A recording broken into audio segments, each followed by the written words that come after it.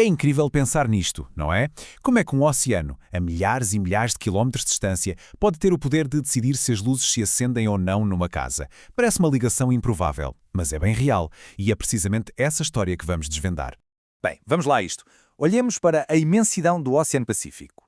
É gigantesco. A questão é como é que uma pequena alteração na temperatura da água, aqui, pode ter um efeito dominó tão poderoso que acaba por decidir se há eletricidade ou não do outro lado do mundo, em Moçambique?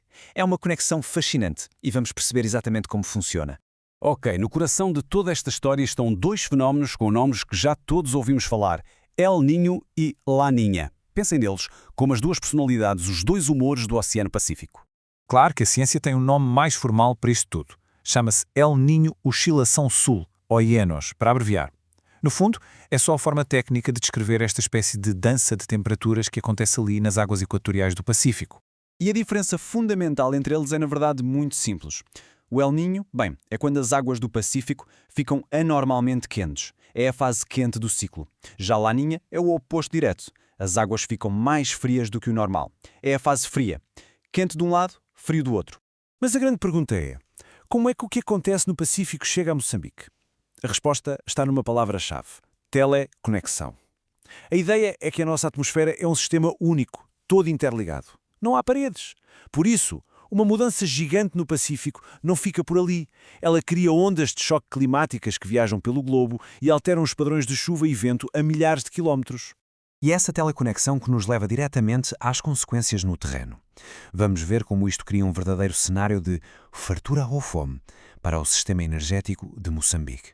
Primeiro, o cenário do El Niño. Para Moçambique, especialmente nas zonas centro e sul do país, El Niño é quase sinónimo de uma coisa: seca. E seca a sério. E aqui está o ponto crítico. A rede energética de Moçambique depende imenso da energia hídrica das barragens. Ora, durante um El Niño, quase não chove. O nível da água na barragem de Cauarabaça, por exemplo, não sobe como devia. E com pouca água, a capacidade de gerar eletricidade cai a pique. Sim, há mais sol para os painéis solares, é verdade, mas nem de perto o suficiente para compensar a perda gigantesca da energia hídrica. Agora vamos virar a moeda ao contrário. Quando o ciclo muda para um ano de laninha, o cenário transforma-se completamente. Em vez de seca, chegam as chuvas torrenciais. Com a Laninha, acontece o oposto. Chove imenso. As barragens enchem, o que, à primeira vista, parece ótimo para a produção de energia. O problema é que este fenómeno também traz consigo um risco brutal. Um aumento dramático na frequência de ciclones e tempestades violentíssimas que ameaçam deitar abaixo toda a infraestrutura.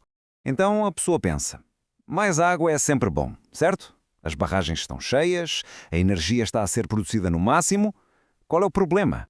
Bem, o problema é este, e esta situação resume o dilema de uma forma perfeita.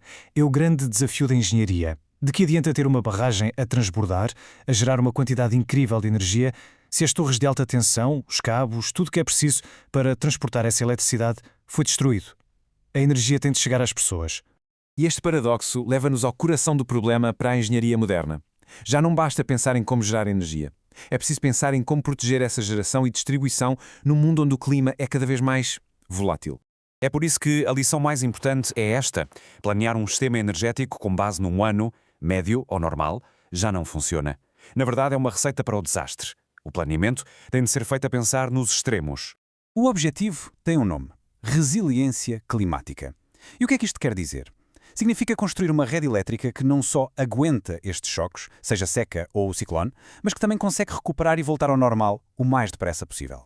Então, a questão é, como é que se constrói essa resiliência na prática? Como é que esta ideia se transforma em ações concretas no terreno? A lógica, na verdade, é bastante direta. Se o problema é que o El Niño traz secas que afetam as barragens, e se a nossa principal fraqueza é depender demasiado dessas barragens, então a solução torna-se clara. Não podemos pôr todos os ovos no mesmo cesto. A solução é diversificar. E diversificar significa o quê? Significa investir a sério noutras fontes de energia. Construir mais centrais solares, mais parques eólicos. O objetivo é criar um sistema interligado e inteligente, em que a quebra de uma fonte, como a hídrica nos anos de seca, possa ser compensada pelo aumento da produção das outras. E assim, para resumir esta história de dois climas. De um lado temos o El Niño, aquece o Pacífico, traz seca a Moçambique e deixa as barragens com pouca água. Do outro, a Laninha, arrefece o Pacífico, Traz chuvas torrenciais que enchem as barragens, mas também ciclones que ameaçam destruir as infraestruturas, que levam essa mesma energia a todo lado. Esta ligação entre um oceano distante e as luzes de uma nação é um exemplo perfeito do desafio que temos pela frente a nível global. E deixa-nos com uma pergunta final para refletir. No mundo onde estes eventos extremos são cada vez mais comuns, o que é que significa sequer um ano normal? E como é que nos preparamos para ele?